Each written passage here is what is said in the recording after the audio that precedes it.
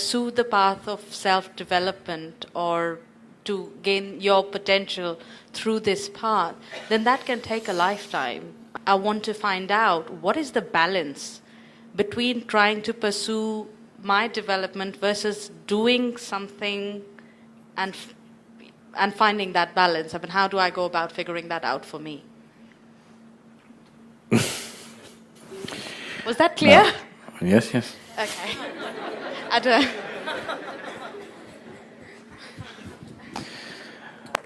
Now,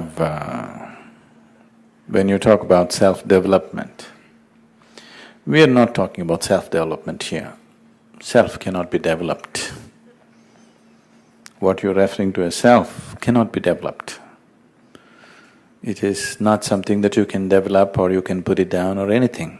It's just that it's been lost. You have lost contact with it. So getting in touch with it, in case it takes a lifetime, in case, not necessarily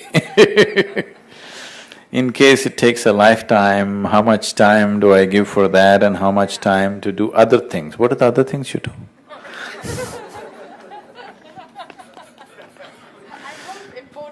Okay. So the other things that you do in your life, will I have enough time for it? You shouldn't do any other thing. You understand? Everything that you do should be towards enhancing your own nature. Now, you're doing family, you're doing work, all these things you're doing, everything can be used as a spiritual process.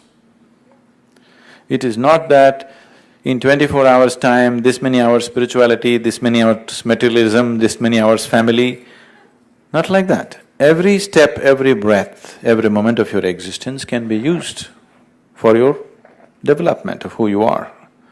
So, this is full time. And in that, what activity you wish to do, you do whatever you want. What is the problem? Because what we are talking about is of inner nature. What the other things you're talking about, external, isn't it? So externally you can be working in the office and still see this moment is inevitable. You can be at home also and do it, right? So wherever you are, you can do it. So whatever you're doing, you're using everything as a process of growth, everything.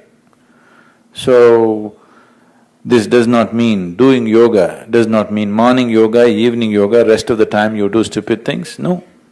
It's 24 hours yoga, only yoga, nothing else but yoga. Whatever you do, you make it into your yoga. Every single act in your life, you make it into your process of growth. Only then it'll work. Part-time spirituality doesn't work. Will this suck me away from my family? Or let's be straight. anything else. Now, will this take me away from this or that? Not necessarily, not at all, because millions of people who have done the program are all people who are involved in variety of activity. Just a handful of people are full-time into it, because some people need to do it full-time. Yes? Suppose I also pursued some other profession and, only in my vacation I thought inner engineering, you wouldn't be here today, isn't it? Yes? So few people take it up full-time because they see that's their choice, they want to do that. And when you can go to the office and do software programming or management or something, why can't you also go out and teach something? It's not that you have to take it up, I'm saying for an individual person, what is the problem? Somebody chooses that. So, only thing is, only criteria that may be disturbing people is, they're not making money. No, I'll come. So that's not going to disturb you, then no problem. You're doing what you want to do. You either choose to go to this job or that job, isn't it? So, with Isha Yoga, if you come, instead of working 5 days a week, you'll end up working 7 days a week. That's the great change that you'll have, because you experience your whole life as a vacation. You learn to experience your work as vacation, then You're always on vacation. So, will this take me away from something? This doesn't take you away from anything, it enhances your life. But if you choose to get you… after some time you will retire from your job, isn't it? When you retire, it's a question of your choice, isn't it so?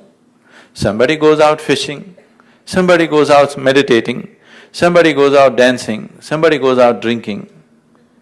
It's individual choices they are making, isn't it? Right now, unfortunately, people like you, yes, who are… see, because most of you, I'm telling you, you're only first or second generation of educated people in your… this thing. So you're just thrilled about a few things that you have access to. If you are 10th, 15th generation of educated people in your family, you would have total disdain for education, doing well and all this nonsense. Yes? Because you're only first, second generation of having access, you think that's everything. But your children won't think so, you will see this. Your children won't think so because right from their childhood they've seen all this nonsense and it doesn't mean much to them when they grow up. Yes? So, what you choose is just individual choice, isn't it?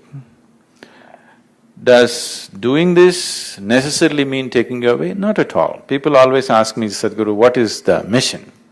So I jokingly tell them, my mission is to plant undercover yogis.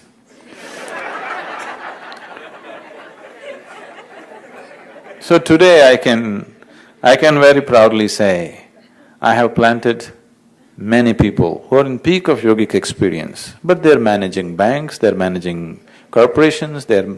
they're housewives, they're all undercover yogis. Understand? They're not dressed like yogis, they don't look like yogis, but they're all… experientially they're very much yogis, but undercover.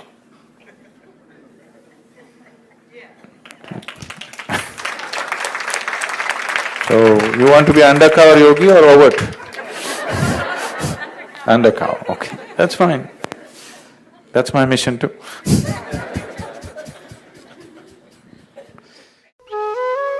For more on Sadhguru, visit www.ishafoundation.org.